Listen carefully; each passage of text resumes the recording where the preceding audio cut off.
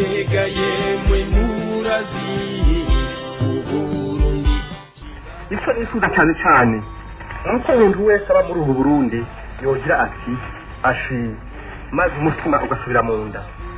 Nshaka ko atanumwe yogirwa nabi, nshaka ko leta yoba umuvyeyi ahumuriza bose akabakingira.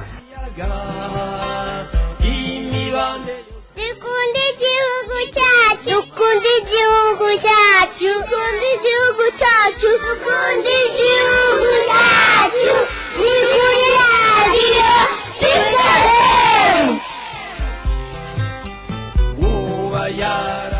dukunde igihugu cyacu. Dukunde igihugu cyacu n'ikiganiro gihaka ry'abarundi bose bifuza guteza imbere igihugu mu gushikiriza ivyiyumviro bitandukanye vyoteza imbere igihugu, bisata vyose by'ubuzima bw'igihugu, intwari ibereye, uburongozi bwiza, agateka kazina muntu, ivy'ubutunzi n'ibindi. Dukunde igihugu cyacu mu gikurikirana misi yose kuwa kane kuri radio Peace FM.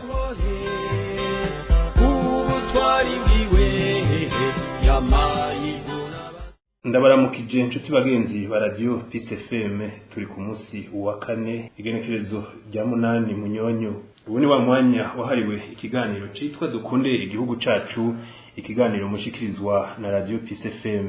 Uno munsi mutumire wacu yitwa Jo Philibert Karangwa, arongoye iradio Peace FM. Gukunda igihugu cacu birasigura no gukunda abanyagihugu bacu. Radio Peace FM arongoye yatumye abamenyesha makuru batari bake bahunze igihugu babandanya uwo mwuga kuko batagira akazi. Ivyo vyatumye batihebura canke ngo bibagire uwo mwuga. Intango yamigora naho bitaborohera kubera ko batararonka abagira neza babafata mu mugongo, barakenguruka kuko iyo radio yabahuje ikaba ivugira impunzi zose aho ziri hose, ikaziha ijambo. Abarenganywa, abasaba ubufasha butandukanye kubera ibibazo barimwo canke abariko bariyungunganya mu kwiteza imbere, radio Peace FM bose ibaha umwanya bagashikiriza ico bagona nico bifuza gukora ngo biteze imbere, bateze imbere n'igihugu.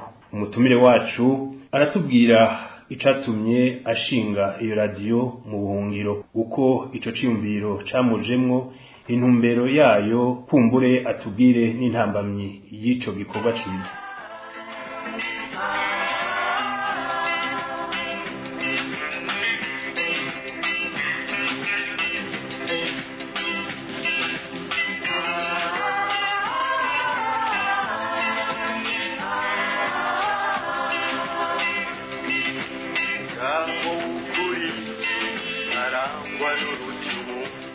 Ndakuramukije Alexis nimubona, ndaramukije n'abakunzi ba Radio Peace FM bariko baratwumviriza, baba abari hagati mu gihugu c'u Burundi, baba bari mu bihugu duhana imbibe canke haba bari mu makungu, mu bihugu byose bigize isi. Murakoze kuba mwantumiye muri kino kiganiro Dukunda igihugu cacu. Nibaza ko ari kiganiro kuri jewe, nibaza no kubanda ariko kidasanzwe kuko kiguma kitwibutsa hari iwacu, kiguma kitwibutsa Tanganyika, kiguma kitwibutsa akaranga n'umuco, kiguma kitwibutsa inyifato nziza umurundi ikwiye kumuranga n'igihe yoba yarahunze canke n'igihe yoba atakiri mu gihugu. Rero murakoze kuri kino kiganiro, murakoze no kugitumira.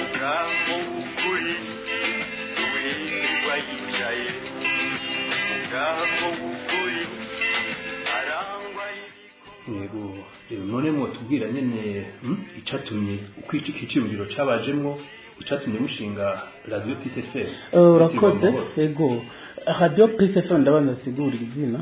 Radio Peace FM ni radio iharanira amahoro. Peace FM mumba peace ni icongereza, hama kuba ari Radio Peace FM nari gushobora kuyitira indi zina, nari ariko amahoro jewe kuva mvuka navutse ata amahoro mbona, hama nkura atayo mbona, mero ubwanwa atayo mbona, uburaba ndakuze ndashaje ndikonsaza atayo mbona. Byatumye rero ndota kandi ngira indoto zo kumva ko jewe ubwanje nyotewe amahoro kandi bikwiye kuba ikintu umurundi wese yonyotegwa. Radio Peace FM rero ni muri iyo ntumbero yitwa gutyo, ariko kandi ukuntu yatanguye urabona, sinzi ko wahora ubibona mu gihugu c'u Burundi, sinzi ko mwari bwashike kuri bata. Kuri bata waragenda ugasanga huzuye abajene bize za kaminuza, urwaruka, ugasanga hari urwaruka rwize za kaminuza, ugasanga abahejeje amashuri yisumbuye bariko badandaza amatelefone. Abo bari bakeneye ubundi muntu abafasha, ico nakwita encadrement mu rurimi rw'igifaransa, bari bakwiye indi encadrement kugira ngo kumbure ibyo bize babishyire mu ngiro, kuko burya si ikintu coroshe kuba woronka akazi, si mu Burundi gusa n'ahandi ntibyoroshe, mugabo iyo habonetse umuntu aheza akabafasha murashika ako kazi karaboneka. Hama mu gihugu hagati abana bo ku mitumba baba bahejeje amashure, sinzi ko aho rubibona nk'abana bakora mu gisagara ca Bujumbura, arabo babutwita abayaya canke ababoyi, ugasanga baciriye amashuri hagati guhera mu mwaka w'8 nibo baboyi, mu mwaka w'9 mu w'10 ugasanga bava hariya bahunga baza i Bujumbura kurondera ubuzima, bagata amashuri. Ugasanga abandi bayacira hagati bakaguma ku mitumba, ugasanga n'uhejeje yagumye ku mutumba agaca donc ibyo yize ntaro nkaho bikorera.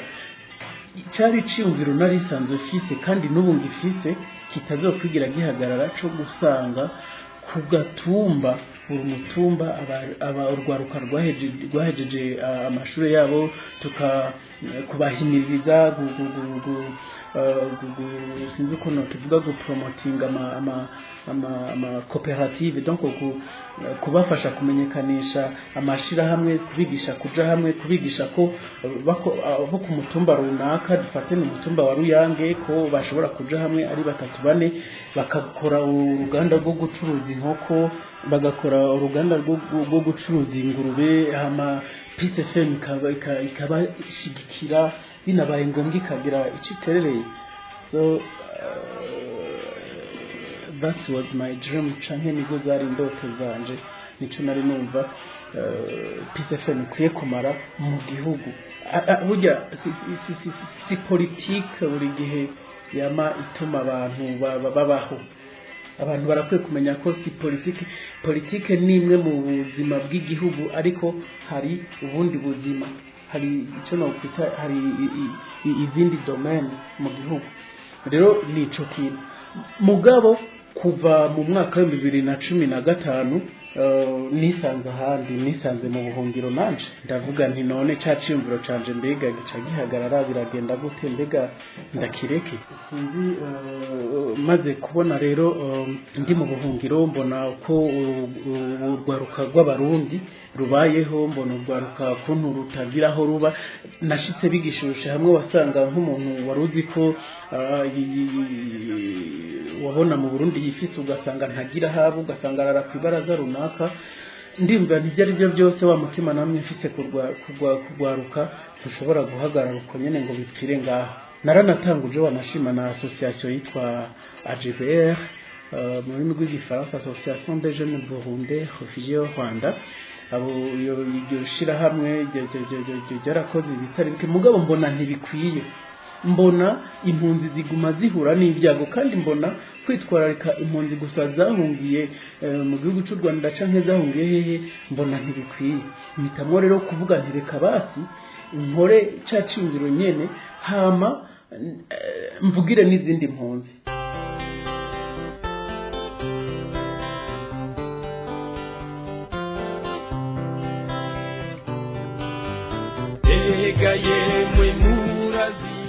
Rero ubu dukorera Radio Peace FM, uko niko novuga yatanguye mu camake n'icatumye ndayitanguza cyane kwari mu ntumbero zibiri: kuvugira impunzi z'abarundi aho zahungiye hose, hamwe no gukura abanyamakuru bahora bakora ku mahadiyo cyangwa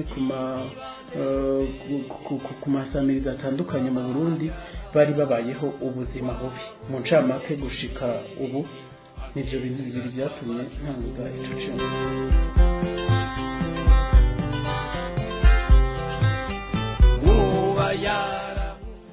Jean Philippe ndagushimiye, ariko gutanguza iradiyo mu buhungiro ni ikintu kitoroshe, gisaba inguvu nyinshi. Ivyo bintu kugira ngo ubyikorere we, murabona ku myaka yawe uracara umusore, ku batabizi nko ku myaka yawe kugira ngo ubishobore byagenze gute, byagutwaye iki, bigeze ikindi muravuze ko mukorera muvugira impunzi aho zahungiye hose, mbe mwotubwira nk'amakambi y'impunzi ahanini mu bihugu zibarizwamo zingana. Reka mbere ku ico kibazo ca mbere mbajije urakoze Alex, mu bisanzwe mpereye ku ico ca kabiri warumbajije, kaduhere kuri ico ca kabiri cyo kuvuga ngo mubarizwa mu makambi ayahe, ni menshi. Hari n'ay'abantu batazi ariko inzi kandi byabaye ngombwa ko ndayamenya. Akarorero nko mu gihugu cy'u Rwanda urabizi hari ikambi y'impunzi z'abarundi yitwa Mahama, ariko ni kambi ya Gashora, hakaba n'izindi mpunzi no kwita des réfugiés urbains baba mu bisagara. Izo mpunzi zozisanga mu bisagara bigize igihugu cy'u Rwanda. Sizo gusa ugiye muri Kongo urahasanga izo bita za site Gaturukuru, uzasanga site ya Murongo, nayo ni kambi y'impunzi mw'abarundi. Usanga kambi ya Rusenda irimo impunzi z'abarundi. Radio PCFM ikorerayo mu gihugu cy'Ubugande, hariho Mbarara, hari abarundi benshi cyane gose. Kambi y'impunzi ya Nakivale hari impunzi nyinshi gose. Mu gisagara ca Kampala muri Uganda hari impunzi z'abarundi. Muri Tanzania hari Nyarugusu, hari Nzanduta, hari Mutenderi. Muri Kenya hari ikambi bita Karobe, hari niyo bita Kakuma, ariko ni Nairobi hari impunzi nyinshi. Turi mu bihugu byinshi ariko n'amakambi menshi, kuko usanga hari ibihugu bifite nk'ikambi zibiri canke zitatu. urabona nka Kakuma na Karobe mu gihugu kimwe, ariko dushizeho n'impunzi ziri mu gihugu ca Nairobi, mu gisagara ca Nairobi, nazo n'izindi mpunzi kandi ziri i Nairobi burya zisumba iziri Karobe. Ariko sibyo gusa, dukorera mu kambi y'impunzi za Zambia, hari ikambi muri Zambia yitwa Mayupayupa, hari ikambi yitwa Meheba. Turakorera za impunzi ni nyinshi, ariko gusa ico nomenyesha abarundi nuko abatwumviriza nuko impunzi aho ziri hose PCFM irahari kugira ngo ishobore kugira icifaje, kuko muri kano kanya turi ijwi ry'impunzi.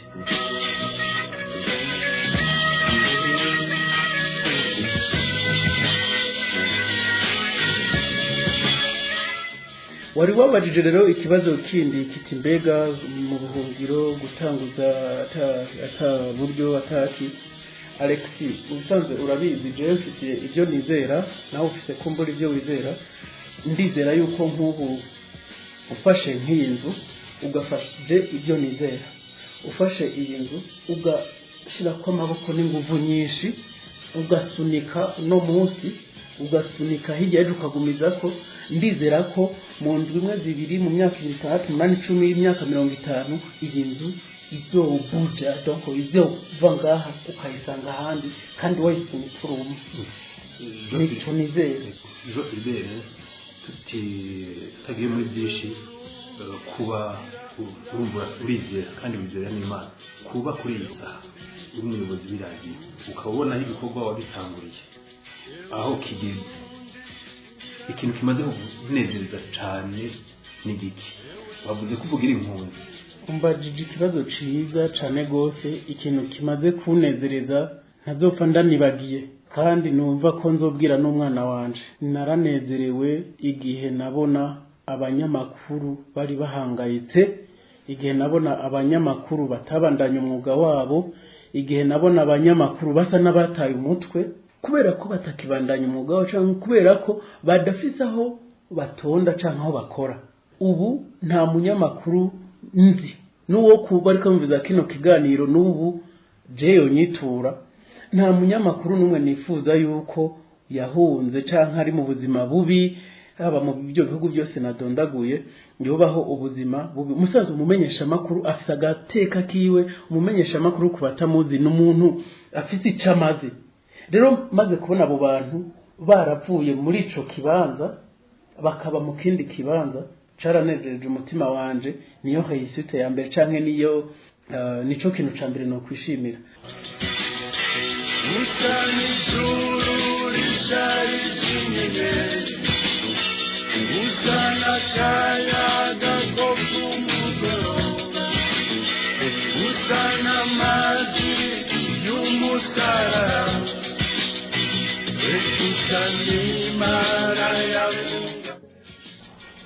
Nshuti bakunzi muriko murakurikirana ikiganiro dukunde igihugu cacu, iruhande y'umuyobozi iruhande y'urongoye radio PCFM, twegereye abamenyesha makuru babiri baratwidondora batubwire ubudasa. Mwumvise ivyo directeur umuyobozi yavuze ko mukimunezera mu cakengurukira Imana ari uko yashoboye gufasha abamenyesha makuru gusubira mu mwuga inyuma y'imyaka 3 bari bamaze bicaye. Abamenyesha makuru babiri rero baragira ico badushikirije uko biyumva, batubwiye naho bahora bakora. Je nitwa Nirere Aline, nkaba ndi umumenyesha makuru muri radio Peace FM. Nkiri Burundi nahora nkorera mu kinyamakuru Net Press. Nshitse no rero nashitse nicara ngo umukozi naronse aho mbandaniriza umwuga wanje. Muga rero Imana icinzira ukwayo, inzira z'Imana baravuga ati zirarenga igihumbi. Nagize amahirwe rero haravukira radio nshasha yitwa Peace FM, hama ndagira amahirwe ndaba mu banyamakuru bayo. Rero ndashima cyane kubw'iyo radio kuko nari maze hafi imyaka 3 nicaye nutwo narinzi twariko turagenda. Ure ndashima ubu ndatonda nkakora nyine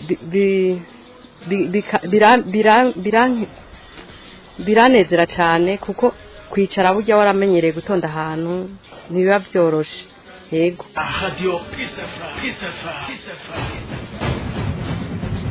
iruhande ya Aline Nirere mwumvise yahora akora muri mu kinyamakuru Net Press, turi kumwe n'uwundi nawe atwidondora kumbure nawe agire ica bivuzeko.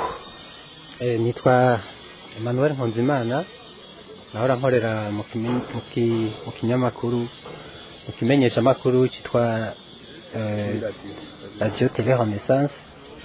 Hama twarahunze nk'abandi dushitse ino ntitwagize amahirwe yo kubandanya umuga twese, ariko mu nyuma haravutse ikimenyesha makuru cyitwa Peace FM.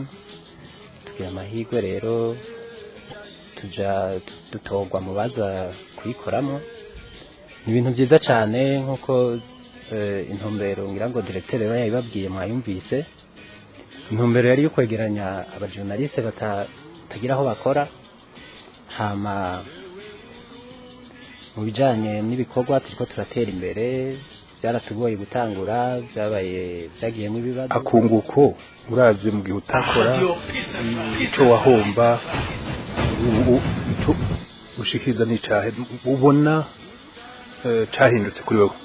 Icyo noshikiriza cyo kijanye na kunguko nuko ubwa mbere na mbere kwirigura uryamye muhira wamenyereye gukora ni ibintu bibabaje biruhisha mu mutwe. Icya kabiri nuko ushobora kwibagirwa n'ibyo warimo, ushobora kwibagira n'ibyo warimo ukibagira n'abagenzi bawe mwahora mukorana, kuko iyo utonda ahantu mufise aho mukorana baba bagenzi bawe mufashanya. Hama ubumenyi nabwo nyene buriko buragaruka ku bijanye nyene n'umwuga n'ubundi bwobwo bwasa n'ubwazimanganye kumara iminsi nk'iyonye imyaka ingahe bwasa n'ubwari bwaragiye kabisa. Muri make rero murashima? Turashima cyane, turashima umuntu yazanye ico ciyumviro akiyumvira gukura abantu bangana gucyanye barenga abantu 30 bakabakura mu rugo akabazana akabaha tugasubira gukora tugasubira ku murongo w'abandi banyamakuru w'abamenyesha makuru bagenzi bacu. Murakoze. Namwe.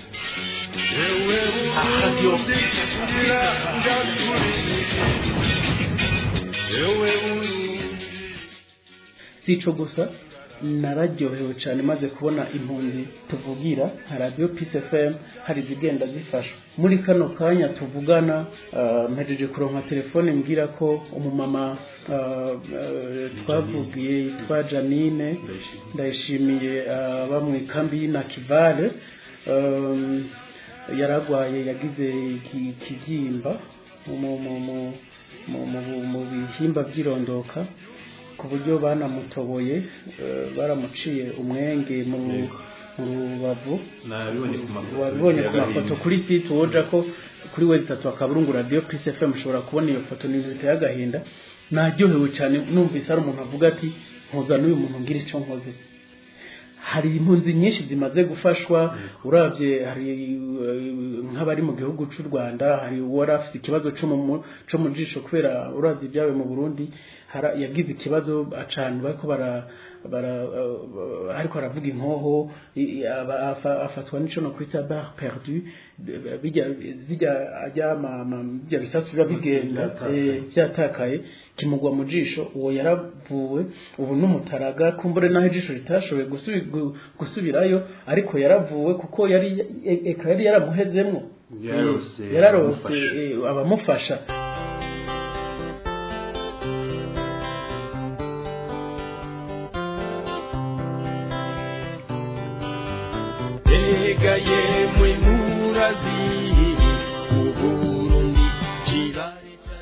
Sico gusa uri kuraraba impunzi zafashwe zigafungwa mu minsi yahera mwarumvise amakuru twavuze kuri Radio Peace FM aho impunzi zitatu zafashwe zigafungwa zigatwagwa ikigoma mu iborero rikuru rya Kigoma Central. Turasemerera ndatera ibyatsi byobara Ngirimana barumva ko twaravuganye n'utwara igipolisi mu ikambi ya Nyarugusu nawe avugana n'umuvugizi w'igipolisi by'ukuri basanga abo bantu bariko barabarenganya mu nyuma barabarekura. Alex Nkicoweco reka ko kunezera gute.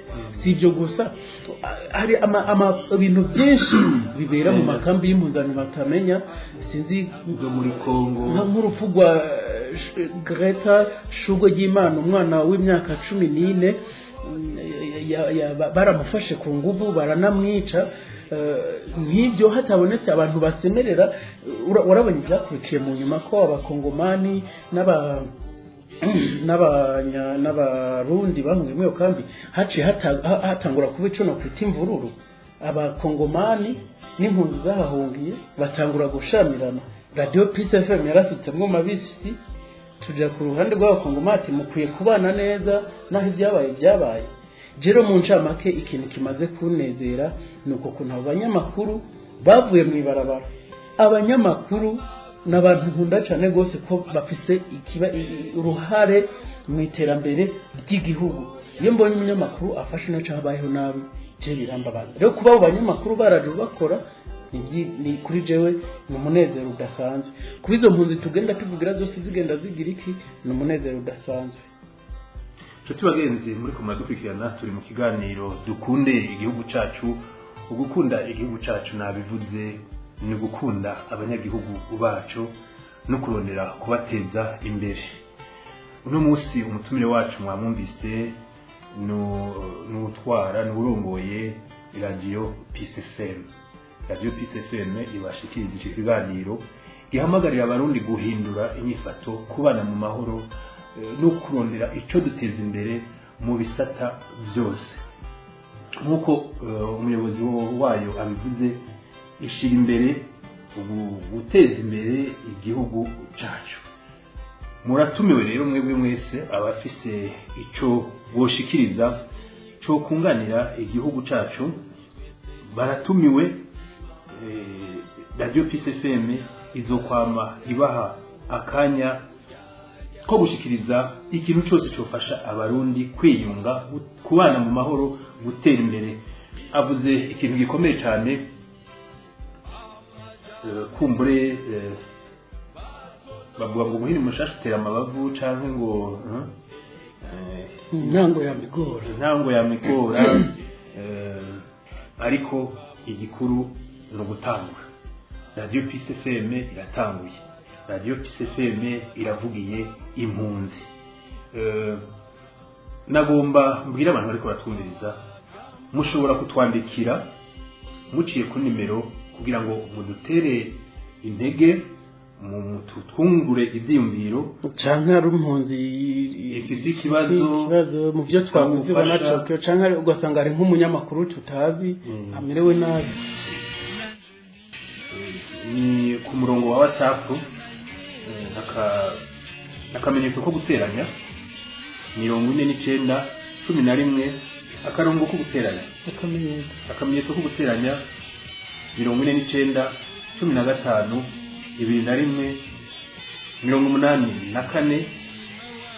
84 89 canke mukaraba kuri Twitter yacu ni @radiopeacefm_com. mushobora no kutwandikira muciye kuri email ni info@radiopeacefm_com.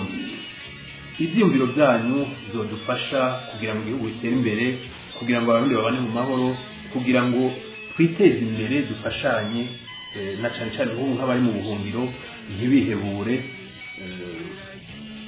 ivyumviro byanyu tuzovyakirana akanyamuneza, kandi muzoba mwifashije kandi mufashije n'abarundi. nyakubahwa Directeur w'iradiyo, biraborohera, hari ikibazo mutanyishuye neza. Ntibyoroshe, ni ikibazo kumbure kitoroshe, ariko nakubwiye uko usunika yanzu izoteba ive ngaha igere ku metero amajana. Iki gikorwa caratanguye ata buryo, gitangura n'umutima ubikunze kandi ubyishimira kubikora. Rero ntibyoroshe gukoresha abanyamakuru barenga 200 bahora bakora ku maradiyo akomeye, bahora bahembwa, bari babayeho abana babo biga mu mashuri meza, baba mu mazu kumbura tacabaye makake meza, ariko ukisanga ahantu kumbura atakintu uronka, ariko ukabona umwete barawufite, intambamyi ntizibuze. Ndacafite ikibazo cy'uburyo Alex turabizi, ariko ntamvura idahita.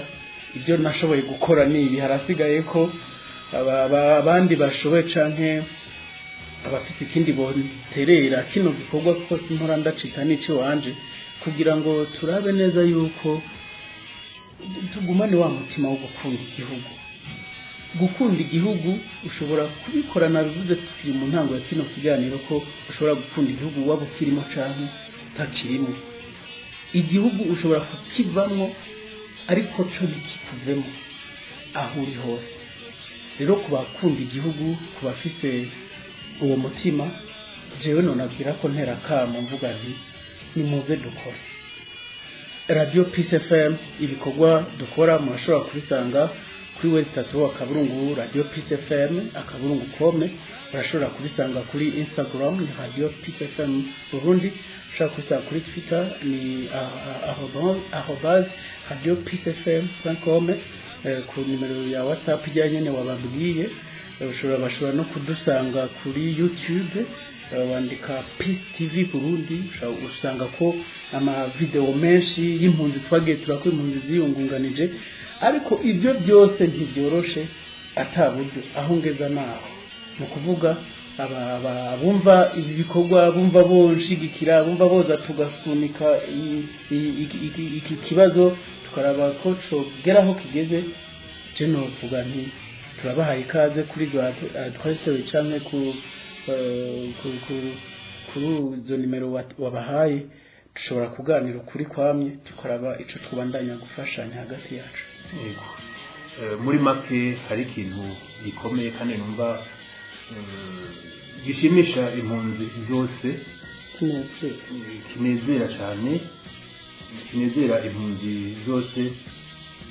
Radio PCFM nkuko nabibabwiye nkuko na directeur umuyobozi w'iradio uwirongoye yabibabwiye ihe jambo impunzi cyane cyane ariko nabandi tabibagiye igaha ijambo abifuza guteza imbere gufasha.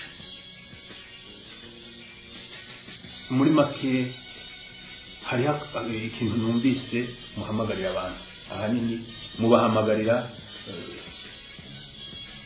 kumenyekanisha ibibazo by'impunzi. Umuntu agwaye ntabe nyamwigenda ko ntagende ngo yigunge aje ahantu ngo agume mu nzu. Mwemeye kuba ijwi ry'impunzi gusemerera kugira ngo impunzi ironke uwifasha.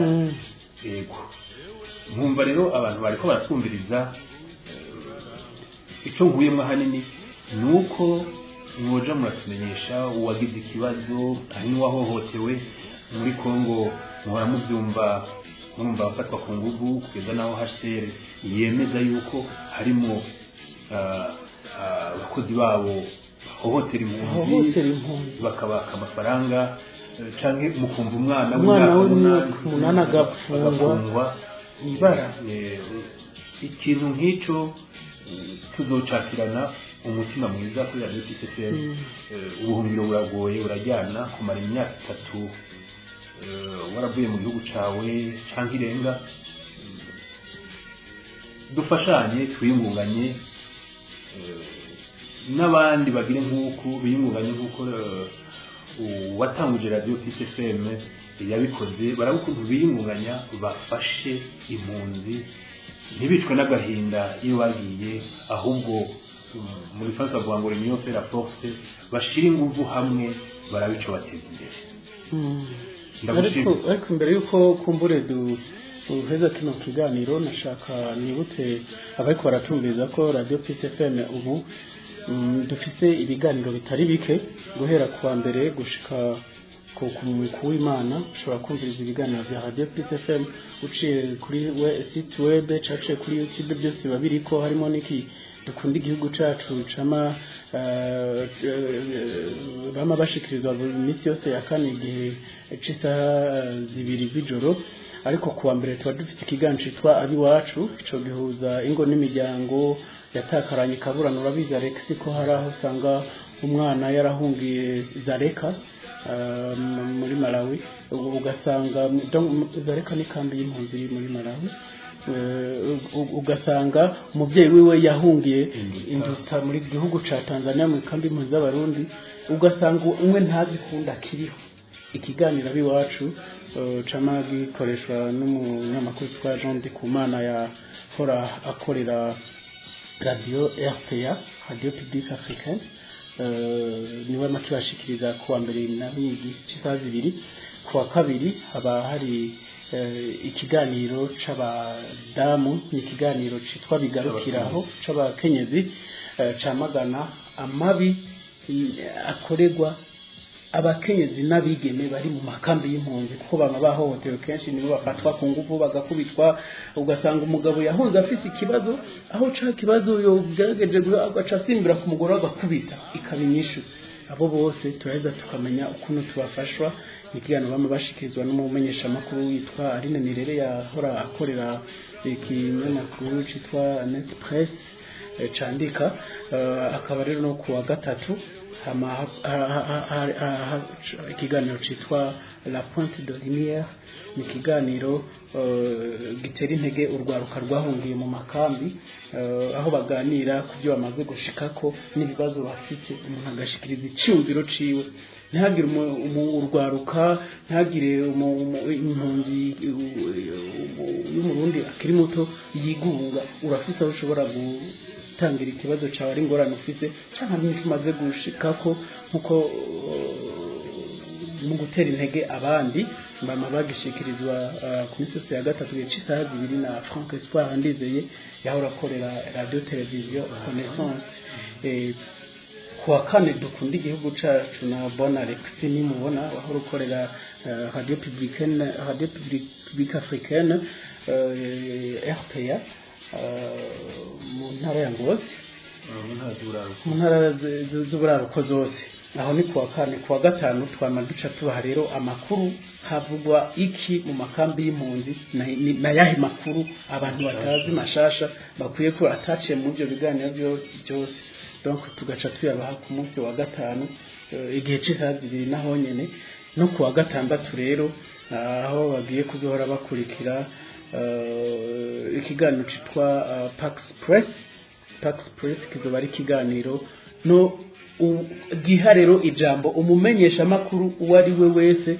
ni yaba akorera radio yariyo yose akavuga ikibazo afite doko akagira icashikije ko abamenyesha amakuru burya natwe haraho dukunda kuvuga iby'abandi ariko ugasanga natwe ubona nk'utampamiko Alexis itampaye ikicuma sinarekoronka kumbure kunshikiriza ibyumviro n'abandi rero nuko iyo Pax Press bari kiganiro c'abamenyesha amakuru bakora ku maradiyo yose aho kizotera intege abanyamakuru bakamenya ko umunyamakuru ni zindangagaciro z'umunyamakuru akwiye kwitwara gute mbega umunyamakuru akarangamutima nyako nakahe mbega umunyamakuru amaziki mu iterambere ry'igihugu mbega umunyamakuru n'ibiracitse mbega umunyamakuru n'umuntu akwiye kwiruka mbega inkuru yose nuko icyo kiganiro cyangwa umunyamakuru akora umwuga wo kumenyesha ashobora gukora kandi kazi arashobora kwiyungunganya ku ruhande mbega ikinyamakuru canke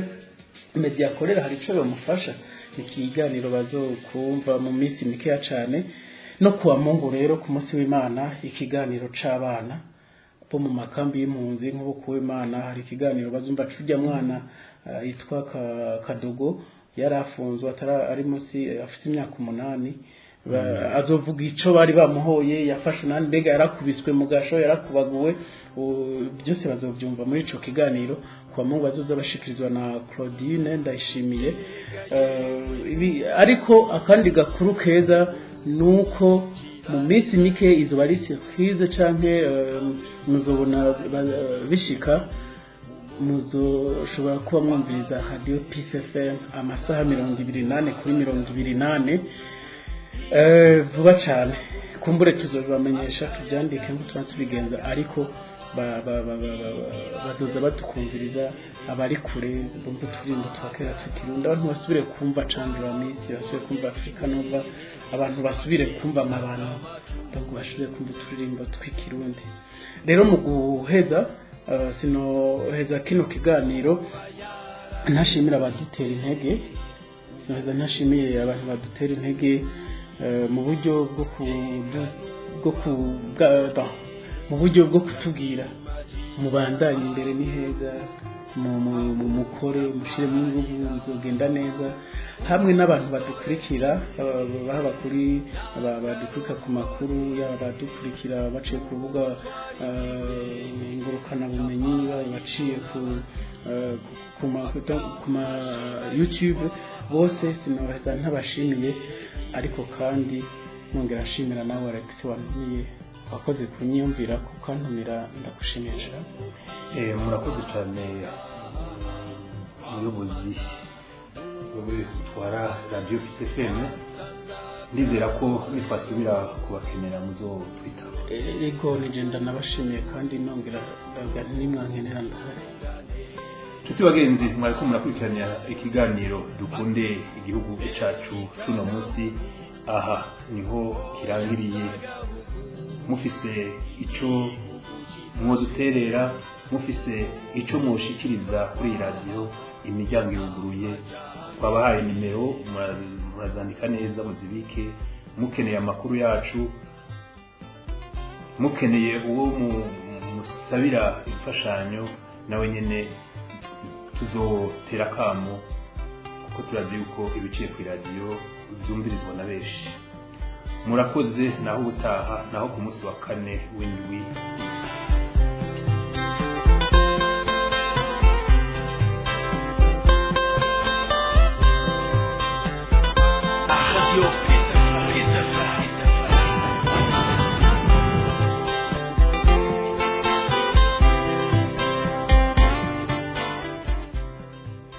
icyo nifuza cyane cyane nuko umuntu wese aba muri ubu Burundi yogira ati ashi maze umutima ugasubira mu nda nshaka ko atanumwe yogirwa nabi nshaka ko leta yoba umuvyeyi ahumuriza bose akabakingira Dukunda igihugu cyacu, dukunda igihugu cyacu, dukunda igihugu cyacu, dukunda igihugu cyacu, ni kuri radiyo